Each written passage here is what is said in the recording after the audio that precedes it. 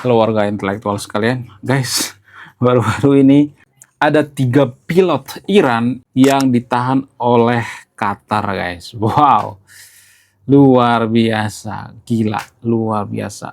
Padahal mereka seiman loh, ya, seiman menahan pilot yang seiman juga gitu. Nah, yang jadi pertanyaan, kenapa Qatar sekarang kesel dengan Iran? Apa alasannya? Kemudian, ya, apakah berita ini akan disukai oleh warga Konoha? Enggak. Berita ini tidak disukai oleh warga Konoha. Kemudian, kalau beritanya itu menguntungkan bagi mereka, mereka akan memviralkan gitu ya. Seperti misalnya baru-baru ini ada viral di media sosial yang mengatakan bahwa ada 7 tentara Amerika tewas, tapi satu pun nggak ada yang tewas. Sementara ada 3 pilot Iran yang ditahan oleh Qatar, nggak viral gitu. Apa alasannya? Apakah karena ini aib gitu ya? Karena mereka menganggap bahwa Qatar itu seiman gitu ya? Apakah karena ini mencederai ya hati daripada warga Konoha gitu? Bagaimana dengan pendukung Iran? Kenapa pendukung Iran itu ya hanya menjelek-jelekan Amerika gitu ya? Nggak pernah menjelekkan Iran. Ya kalau menjelekkan Amerika, menjelekkan Iran juga dong ya. Jadi pendukung Iran menganggap bahwa Iran itu suci gitu ya, sempurna gitu ya, akan dipoles-poles gitu ya, bahwa Iran itu luar biasa, perkasa dan sebagainya. Kemudian baru-baru ini sesumbar Donald Trump mengatakan Selat Hormuz akan jadi milik Amerika. Wow, gila. Bayangkan ya, Selat Hormuz itu akan dijadikan wilayah Amerika, akan dijadikan provinsi selanjutnya bagi Amerika. Wow, gila, luar biasa. Apakah Venezuela juga akan dijadikan provinsi selanjutnya? Menarik ya untuk kita bahas. Bagaimana fakta yang sebenarnya? Kenapa Qatar menahan pilot Iran? Apakah pilotnya sudah meninggal atau ini cuma bisa-bisaan Iran doang? Bagaimana fakta yang sebenarnya? Langsung saja kita ke pembahasan. Mari kita gaskan.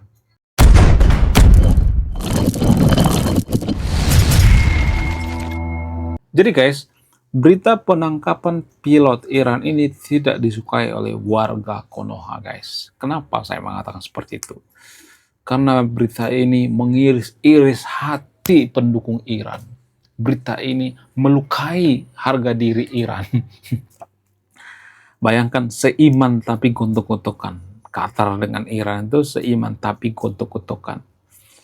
Bayangkan guys, Iran itu tetangganya sendiri juga walaupun seiman, kesel gitu sama Iran. Apalagi orang lain ya kan. Tetangganya sendiri juga udah kesel coba. Masa pendukung Iran nggak sadar-sadar ya kan? Pendukung Iran itu kayaknya nggak bisa mikir kali ya, nggak punya kesadaran gitu ya. Boleh-boleh aja mendukung Iran, nggak jadi masalah. Saya tidak mengatakan bahwa mendukung Iran itu salah, enggak. Tapi permasalahannya, ya pendukung Iran itu hanya melihat dari satu sudut pandang. Mereka ngata-ngatain Amerika gitu. Saya bukan buzzer Amerika. Apakah Amerika punya kesalahan? Punya. Saya harus mengaku itu. Tapi permasalahannya hanya kesalahan Amerika yang diungkit-ungkit gitu sih. Kesalahan Iran nggak pernah diungkit. Ungkit juga dong kesalahan Iran, ya kan? Kesalahan Iran diungkit, kesalahan Amerika juga diungkit. Biar fair ya kan? Biar adil gitu ya. Jadi guys, ternyata pilot Iran ini diduga sudah meninggoy gitu.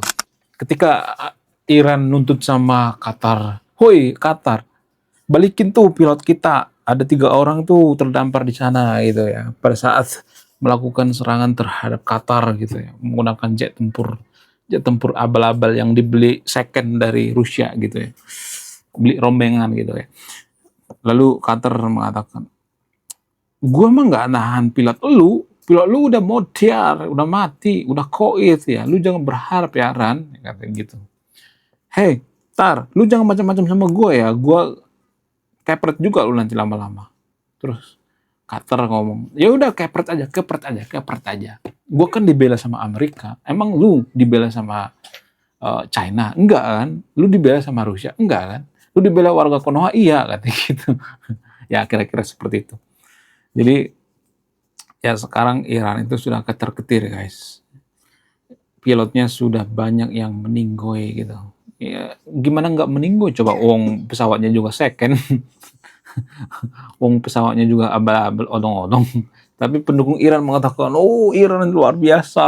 Ya, diklaim Iran memenangkan perang melawan Amerika. Ya, kalau beritanya itu bombastis gitu ya, tapi pelaksanaannya nol. Kalau Iran itu kuat, nggak mungkin Ayatollah Ali Khamenei meninggoy, ya kan? Kemudian kenapa pilot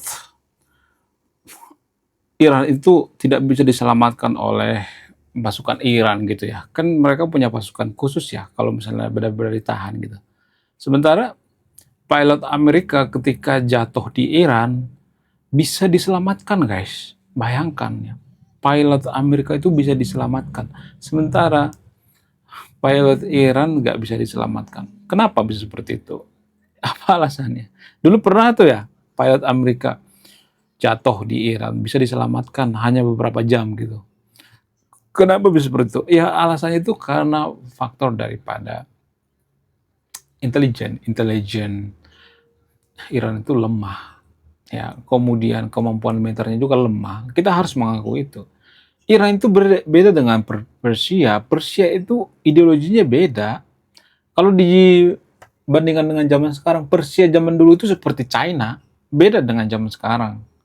Ya, peringkat militer zaman dulu itu beda sama sekarang. Kalau zaman dulu, ya peringkat militer Persia itu bisa dikatakan masih bagus ya, nggak seperti sekarang ini anjlok gitu ya. Karena apa? Apa yang paling mempengaruhi? Ya karena ideologi agama juga mempengaruhi gitu ya. Jadi kalau agama itu digabung-gabung dengan negara, maka SDM akan mampet gitu ya, atau mandek gitu. Karena apa? Karena agama mencampuri yang namanya sumber daya manusia atau sekolah gitu ya. Kalau sekolah itu sudah direcoki oleh ideologi agama, akan selesai. Ya, kalau ada ideologi agama yang mengerecoki sekolah, itu akan selesai. Kenapa saya mengatakan seperti itu? Ya karena agama kan tidak mengajarkan kita untuk berpikir kritis. Gimana kita menghasilkan SDM gitu ya, sumber daya manusia yang berpikir kritis, kalau agama sedikit-sedikit mendoktrin gitu ya, sedikit-sedikit mengatakan, oh itu nggak boleh, ini nggak boleh, itu sesat apa segala macam. Ya, nggak bisa berpikir kritis, guys. Itu yang jadi permasalahan. Makanya SDM-nya mandek, sama seperti Konoha. Konoha itu kan SDM-nya mandek karena apa? Karena dibatasi oleh religion gitu ya. Nggak semuanya tapi disclaimer, tapi pada faktanya seperti itu kok ya. Kemudian setelah itu, sesumbar Donald Trump mengatakan, gua akan mencaplok Selat Hormuz. Nah yang jadi pertanyaan, apakah Amerika serius atau tidak? Kayaknya itu cuma propaganda doang deh. Itu nggak benar. Itu cuman bisa-bisaan Donald Trump aja gitu ya. Karena itu tidak bisa lah gitu ya. Selat Hormuz itu kan selat internasional ya. Itu dipakai sama semua umat gitu ya. Tidak hanya dipakai oleh Iran.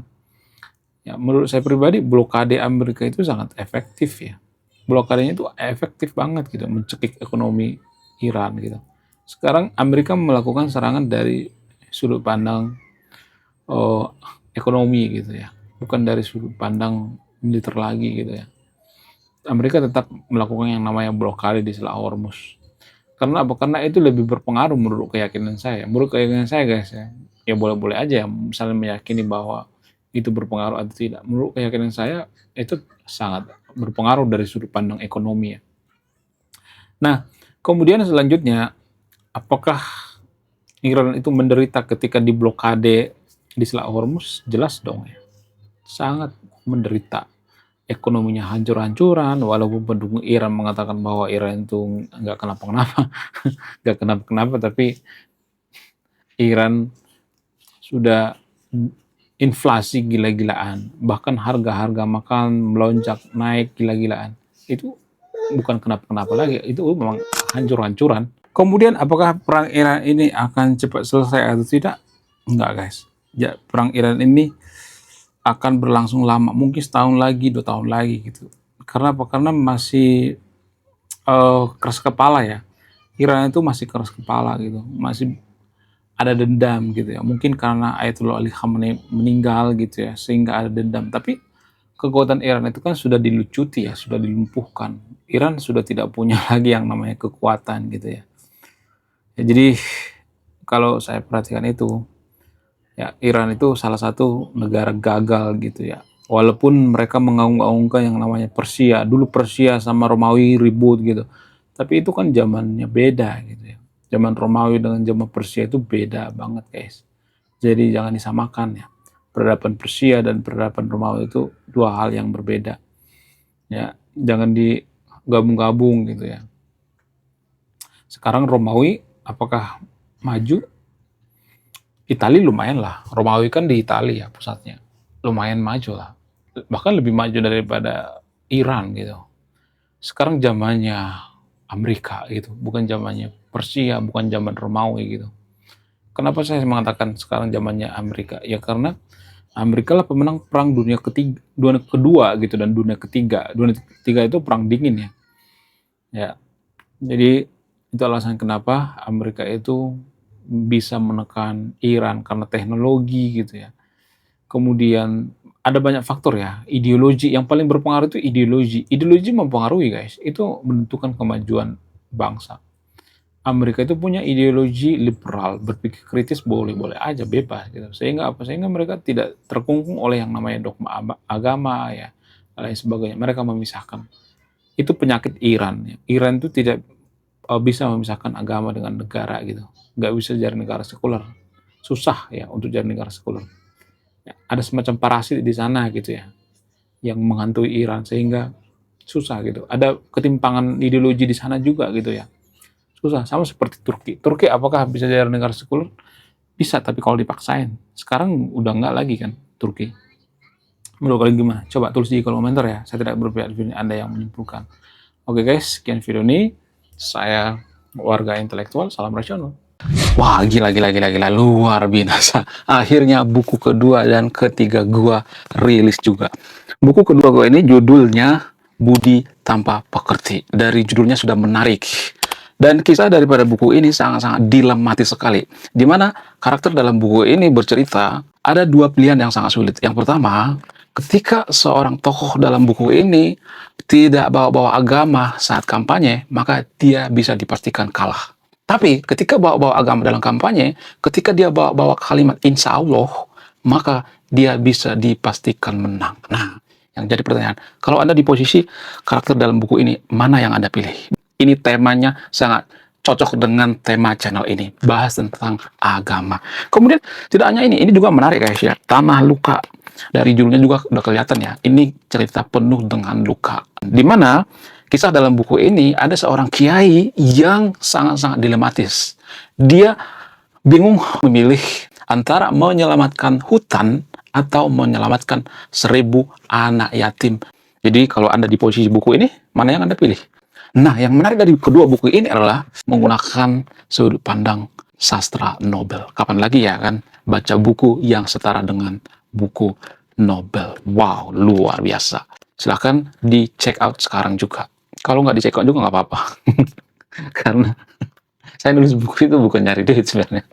Ya, karena saya pengen berkontribusi terhadap kemajuan bangsa kita. Itu tujuan saya nulis buku ya.